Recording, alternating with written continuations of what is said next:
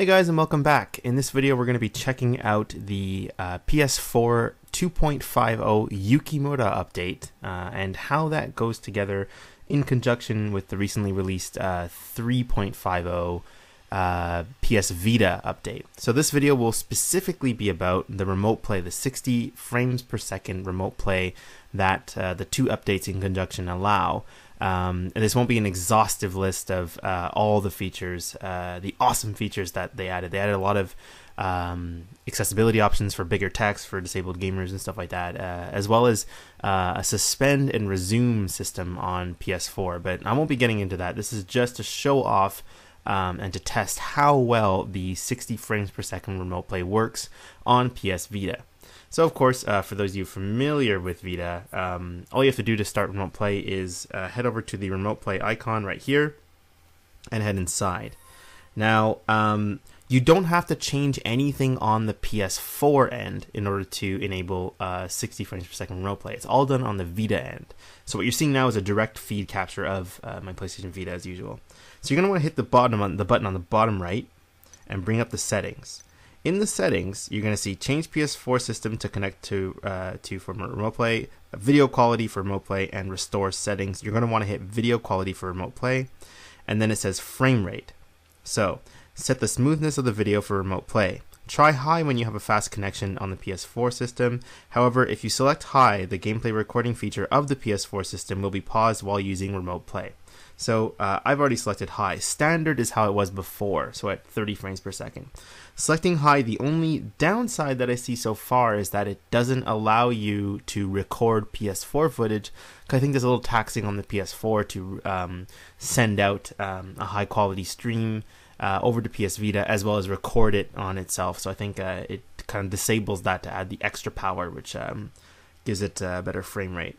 Because of course all this is done on the PS4 and the Vita is just receiving the stream.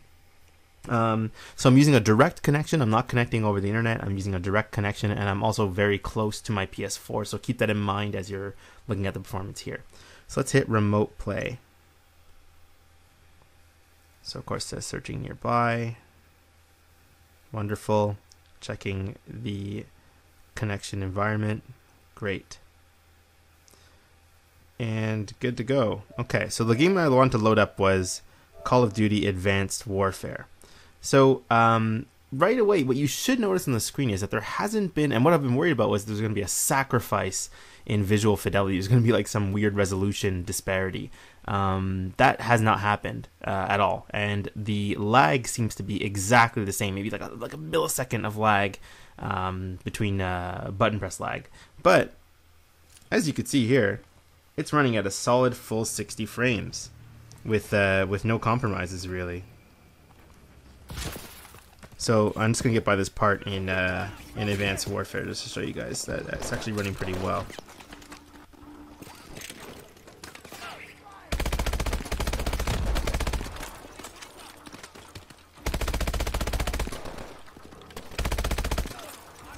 Alright.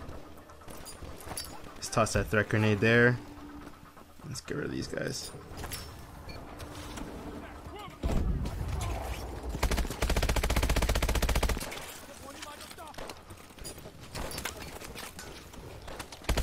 So yeah, of course, you know, I was on GameFAQs, like, and I unfortunately am sometimes. I've actually become more of a lurker instead of a poster now, just because of how terrible that is on the Vita boards. But I noticed a lot of people are excited for this, but I also noticed the same amount of people, the same, you know, 6 or 7 trolls were like, oh well, you know, it still has that button lag, and of course they're right, it still has the button lag. But this does help in a big way, not just in terms of how it looks, but, you know, I played this game before, and, you know, despite the fact that the controls actually work really well for remote play, I just didn't like it because of, oh boy, I didn't like it that much because of the 30 frames per second, and this is a 60 frames per second series. But now that's gone, it really feels like Call of Duty much more now. And this goes with a bunch of other games, like Resogun is so much better now.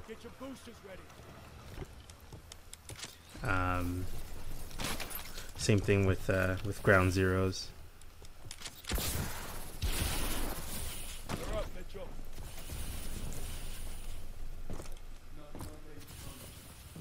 Oh boy, what did I do? I think I pressed the wrong button there. But yeah, so for those of you guys who really love remote play, and everything, this is a huge boost. I have not tested this over a wide gap. I have not tested this with the varying connections and everything, or I haven't even tested it over my home network.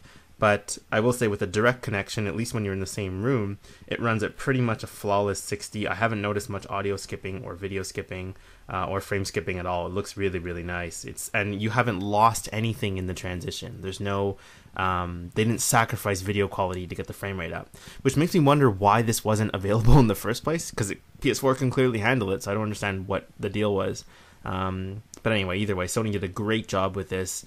You know, running at a full 60 frames per second, feels nice. So for those of you, who love to go chill in your bed and lean back and just relax and play some video games on your Vita, play some PS4 games on your Vita, or on a Sunday like I do and watch football while chipping away at your PS4 games, this is a godsend, really. So for those of you who really love 60 frames per second, you can enjoy it on your Vita as well. I won't be doing further tests. I'm not going to do like a network test across long distances or anything. I'm not going to be doing any of that. But anyway, so if you guys like the video, drop a comment. If you guys wanted me to test something else, let me know. And keep gaming, guys. I'll see you in the next one. Talk to you later. Bye.